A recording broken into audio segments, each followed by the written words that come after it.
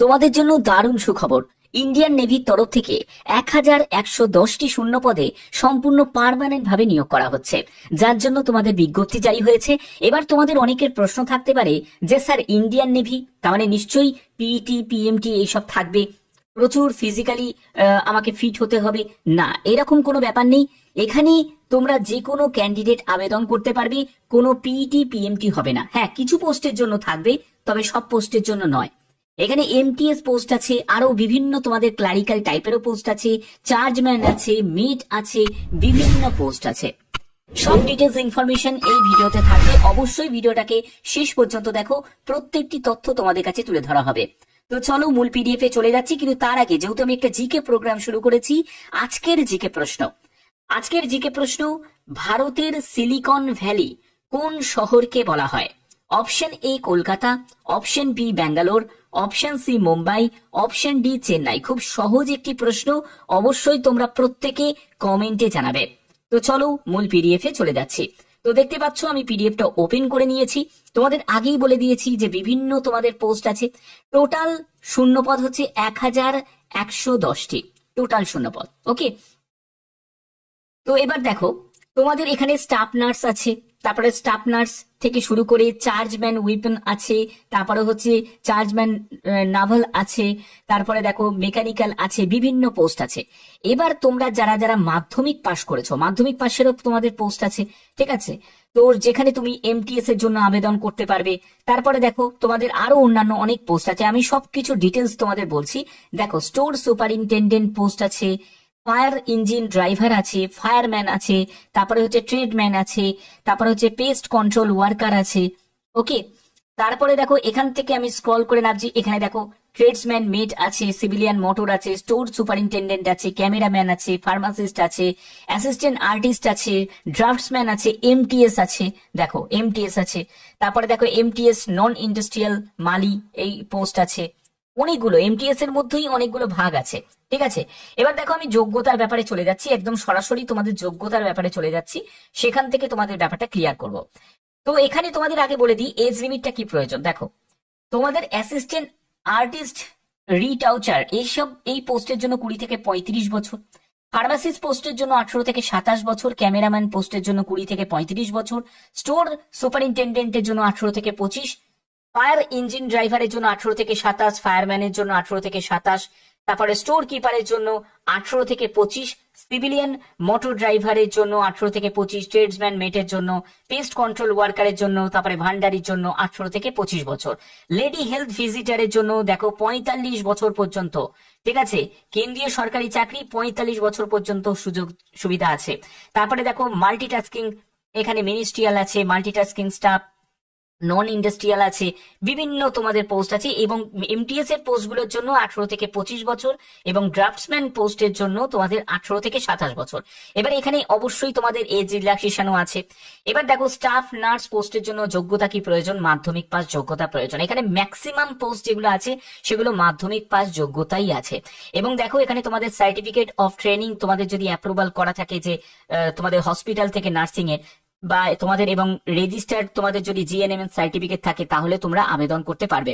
তারপরে chargeman post আছে, সেখানেও দেখো তোমাদের এই মাধ্যমিক যোগ্যতা, এবং সঙ্গে তোমাদের এখানে পেটি অফিসারের যে ক্যান্ডিডেট র্যাঙ্কিং থাকতে হবে।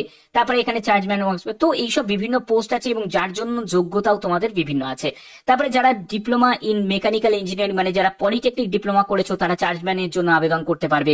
ডিপ্লোমা ইন মেকানিক্যাল, অর্থাৎ যারা পলিটেকনিক ডিপ্লোমা করেছো মেকানিক্যাল নিয়ে, তারা চার্জম্যান মেকানিক্যালের জন্য আবেদন করতে পারবে। ঠিক তেমনি এসেন্সিয়াল কোয়ালিফিকেশন দেখো ফিজিক্স, কেমিস্ট্রি, সায়েন্স নিয়ে, বা তোমাদের যদি ম্যাথামেটিক্স নিয়ে যদি যোগ্যতা থাকে, ইলেকট্রনিক্স ইঞ্জিনিয়ার নিয়ে যদি যোগ্যতা তোমার থাকে, তাহলে তুমি চার্জম্যান ইলেকট্রিক্যালের জন্য আবেদন করতে পারবে। এখানে তোমাদের ইঞ্জিনিয়ারিং লেভেলের পোস্ট গুলো দেওয়া আছে, দেখো ভালো করে দেখে নাও। যারা ডিপ্লোমা করেছো তাদের ডিপ্লোমার জায়গাগুলো এখানে দেখো ক্লিয়ার করা আছে। ওকে, ভালো করে একবার চেক আউট করে নেবে। তো আমি নন ইঞ্জিনিয়ারিং যারা ক্যান্ডিডেট তাদের ব্যাপারটাও ক্লিয়ার করে দিচ্ছি। দেখো তোমাদের এখানে যোগ্যতা দেখো, তুমি যদি অ্যাসিস্ট্যান্ট আর্টিস্টের জন্য সেখানে তোমাদের মাধ্যমিক পাস যোগ্যতা প্রয়োজন এবং তোমাদের কমার্শিয়াল আর্ট নিয়ে তোমাদের ডিপ্লোমা বা সার্টিফিকেট থাকতে হবে। ফার্মাসিস্টের জন্য দেখো তোমাদের উচ্চ মাধ্যমিক পাস সায়েন্স ব্যাকগ্রাউন্ড নিয়ে ফিজিক্স কেমিস্ট্রি বায়োলজি নিয়ে তোমার যোগ্যতা থাকলে তোমরা ফার্মাসিস্টের জন্য আবেদন করতে পারবে।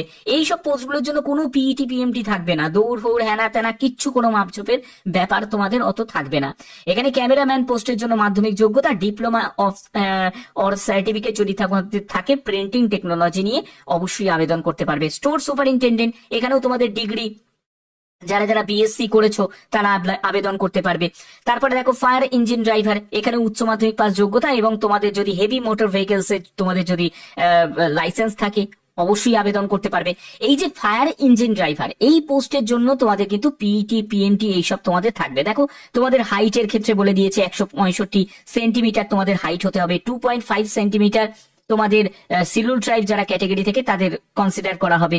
তারপরে 81.5 সেন্টিমিটার নর্মাল অবস্থায় বুকের ছাতি ফুলাতে হবে, ঠিক আছে, 5 সেন্টিমিটার তোমাদের ফোলাতে হবে। তো এই সবগুলো কিন্তু এখানে ক্রাইটেরিয়া গুলো দেওয়া আছে এবং এন্ডুরেন্স যে টেস্ট গুলো যেগুলো হবে তোমাদের হাইট ওয়েট এগুলো তোমাদের চেক করা হবে। তো এখান থেকে তোমরা দেখো ফায়ারম্যান পোস্ট, এই ফায়ারম্যান পোস্টের জন্য তোমাদের উচ্চ মাধ্যমিক পাস যোগ্যতা এবং তোমাদের ফায়ার ফাইটিং এর অবশ্যই তোমাদের একটা কোর্স করা থাকতে হবে, ফায়ার ফাইটিং এর কোর্স করা থাকতে হবে এবং এখানেও কিন্তু তোমাদের পিইটি এবং পিএমটি এইটা কিন্তু তোমাদের থাকবে। শুধুমাত্র এই যে ফায়ার ড্রাইভারের এবং তোমাদের ফায়ারম্যানের ক্ষেত্রে, ঠিক আছে। এবার তোমাদের স্টোর কিপারের জন্য দেখো উচ্চ মাধ্যমিক পাস যোগ্যতা, ঠিক আছে, এবং 1 বছরের যদি অভিজ্ঞতা থাকে তাহলে আবেদন করতে পারবে। সিভিলিয়ান মোটর ড্রাইভার, এখানেও তোমাদের মাধ্যমিক পাস যোগ্যতা, এখানে বেশি পোস্ট কিন্তু মাধ্যমিক যোগ্যতাতেই আছে। এবার দেখো ট্রেডসম্যান মেট, উচ্চ মাধ্যমিক এই মাধ্যমিক পাস যোগ্যতা প্রয়োজন এবং তোমার যদি আইটিআই করা থাকে রিলেভেন্ট ট্রেডে আবেদন করতে পারবে। পেস্ট কন্ট্রোল ওয়ার্কার, সেখানেও মাধ্যমিক পাস যোগ্যতা এবং নলেজ যদি তোমার হিন্দি ল্যাঙ্গুয়েজে যদি নলেজ থাকে তাহলে আবেদন করতে পারবে। এছাড়া দেখো অথবা তোমাদের রিজিওনাল ল্যাঙ্গুয়েজ, অর্থাৎ এখানেও তোমরা পেস্ট কন্ট্রোল ওয়ার্কারে তোমরা যারা 10th পাসের ক্যান্ডিডেট তারা আবেদন করতে পারবে। ওকে, তারপরে হচ্ছে ভান্ডারি, এখানে দেখো মাধ্যমিক পাস যোগ্যতা এবং নলেজ সুইমিং এবং 1 বছরের অভিজ্ঞতা থাকতে হবে কুক নিয়ে। লেডি হেলথ তোমাদের ভিজিটার, তো এই পোস্টের জন্য মাধ্যমিক পাস যোগ্যতা। এমটিএস মিনিস্ট্রিয়াল, দেখো এই পোস্টের জন্য মাধ্যমিক পাস যোগ্যতা অথবা তোমার যদি আইটিআই করা থাকে তাহলেও আবেদন করতে পারবে। এবং এই যে এতগুলো যে এমটিএস এর বাদবাকি যে পোস্টগুলো দেখছো এখানেও তোমাদের 10th পাস যোগ্যতা প্রয়োজন এবং প্রফিসিয়েন্সি রিলেভেন্ট যে ট্রেড নিয়ে সেটা নিয়ে তোমাদের যোগ্যতা থাকতে হবে। অর্থাৎ এখানে ম্যাক্সিমাম যদি পোস্ট আমি দেখি সবই কিন্তু বেশি 10th পাসের আছে। ওকে, তো এখানে অনেকেই আবেদন তোমরা করতে পারো, এটা অনেক বড় একটা সুযোগ তোমাদের। এবং ড্রাফটসম্যান যে কন্ট্রাকশনের জন্য তোমাদের দেখো এখানে এর পরবর্তী হচ্ছে ড্রাফটসম্যান কনস্ট্রাকশনের জন্য, এখানে সার্টিফিকেট ড্রাফটসম্যানশিপের জমাতে যদি সার্টিফিকেট থাকে তাহলে অবশ্যই তোমরা আবেদন করতে পারবে। তো এই হচ্ছে মেন ব্যাপার এবং তোমাদের এখানে কি কি কাজ করতে হবে সেই কাজের ডিটেলসটা দেওয়া হয়েছে, তোমাদের জব প্রোফাইলের সম্পূর্ণ ডিটেলস এখানে দেওয়া আছে। ওকে, কিছু কিছু পোস্ট আছে যেগুলোতে যারা তোমরা পিডব্লিউবিডি ক্যাটাগরি থেকে বিলং করছো তারা আবেদন করতে পারবে। শুধুমাত্র ফায়ারম্যান যে পোস্ট আছে সেই পোস্টে আবেদন করতে পারবে না, ঠিক আছে। ফায়ারম্যান পোস্ট, ফায়ার ড্রাইভার যে পোস্ট আছে সেগুলোতে আবেদন করতে পারবে না। এজ রিল্যাক্সেশনের ব্যাপারটা বলে রাখি, এসসি এসটি যারা আছো তারা 5 বছর রিল্যাক্সেশন পাবে এবং ওবিসিরা যারা যারা আছো তারা 3 বছর রিল্যাক্সেশন পাবে। এবং দেখতেই পাচ্ছ পিডব্লিউবিডি ক্যান্ডিডেট, এক্স সার্ভিসম্যান ক্যান্ডিডেট প্রত্যেকে আবেদন করতে পারো। তোমাদের সিলেকশনের জন্য প্যাটার্ন কিন্তু সেমই থাকবে। যেমন দেখো তোমাদের আমি তার আগে তোমাদের বলে দিই যে তোমাদের আবেদন মূল্য কত টাকা লাগবে। তোমাদের এসসি এসটি পিডব্লিউবিডি এক্স সার্ভিসম্যান এবং ওমেন ক্যান্ডিডেট যারা আছো তাদের ক্ষেত্রে কোনো আবেদন মূল্য লাগবে না।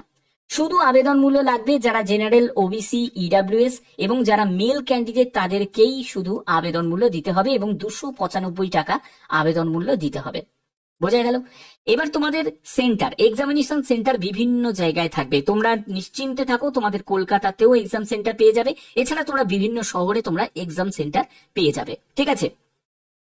অ্যাপ্লিকেশন ফর মাল্টিপল পোস্ট, দেখো যদি একজন ক্যান্ডিডেট চায় যে আমি একাধিক পোস্টের জন্য আবেদন করতে, তুমি যদি চাও তাহলে তুমি একাধিক পোস্টের জন্য আবেদন করতে পারো complete in all respect separately, তখন তোমাকে সেপারেটলি ভাবে আবেদন করতে হবে, ঠিক আছে।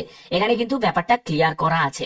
সিলেকশনের জন্য তোমাদের প্রথমে একটি স্ক্রিনিং টেস্ট হবে, মানে তোমাদের ফর্ম প্রথমে স্ক্রুটিনি করা হবে, তারপরে তোমাদের যারা যারা যোগ্য, যারা সঠিকভাবে ফর্ম ফিল আপ করেছে তাদেরকে তোমাদের এখানে রিটিন এক্সামের জন্য ডাকা হবে। রিটিন এক্সামের সিলেবাস এখানে দেওয়া আছে। জেনারেল ইন্টেলিজেন্সের উপর 25 মার্কস থাকবে, 25 কোশ্চেন। জেনারেল অ্যাওয়ারনেসের উপর 25 মার্কস, 25 কোশ্চেন। কোয়ান্টিটিভ অ্যাপটিটিউডে 25 মার্কস, 25 কোশ্চেন। ইংলিশ ল্যাঙ্গুয়েজের উপর 25 মার্কস, 25 কোশ্চেন। 100 মার্কস 100 কোশ্চেনে তোমাদের থাকবে এবং 90 মিনিট তোমরা সময় পাবে। ওকে, এখানে তোমাদের মিনিমাম কোয়ালিফাইং এটা সেটা হলো এটা তোমাদের সম্পূর্ণ এখানে দেয়া আছে এবং তোমাদের এখানে প্রত্যেকটা জায়গা তোমাদের এখানে ক্লিয়ার করা আছে যে কি কি তোমাদের এখানে করতে হবে এবং এখানে সিলেকশনের জন্য তোমাদের যে ফাইনাল মেরিট প্রিপেয়ার হবে সেটা সম্পূর্ণ তোমাদের রিটিন এক্সামে যত তুমি ভালো স্কোর করতে পারবে তার উপর। ঠিক আছে, তোমাদের এমটিএস বলো বা আরো বিভিন্ন যেসব ফার্মাসিস্ট পোস্ট আছে, নার্স পোস্ট আছে, এইসব পোস্টগুলোর ক্ষেত্রে কোনো তোমাদের পিইটি পিএমটি এসব হবে না।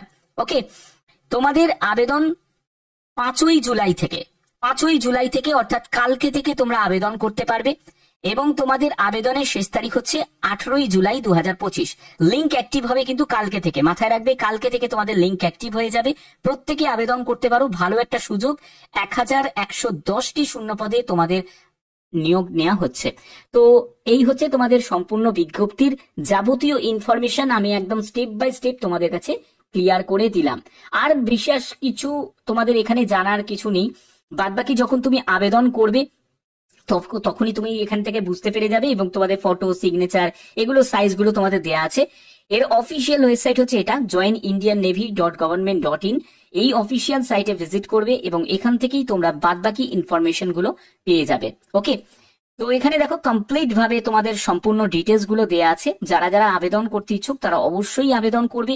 এটা কিন্তু অনেক বড় একটা সুযোগ প্রত্যেকের জন্য, বিগ অপরচুনিটিস, কারণ এত ভালো একটা শূন্য পদে সম্পূর্ণ পার্মানেন্ট ভাবে ইন্ডিয়ান নেভির তরফ থেকে সুযোগ করে দেওয়া হয়েছে। এবং এখানে আর একটা স্পেশালি হচ্ছে যারা ওভার এজেড ক্যান্ডিডেট আছো, যারা 40 বছরের পেরিয়ে গেছে, তাদের জন্য কিন্তু একটা সুযোগ থাকছে যে লেডি হেলথ ভিজিটার। এই পোস্টের জন্য দেখো 45 বছর পর্যন্ত আপার এজ লিমিট আছে।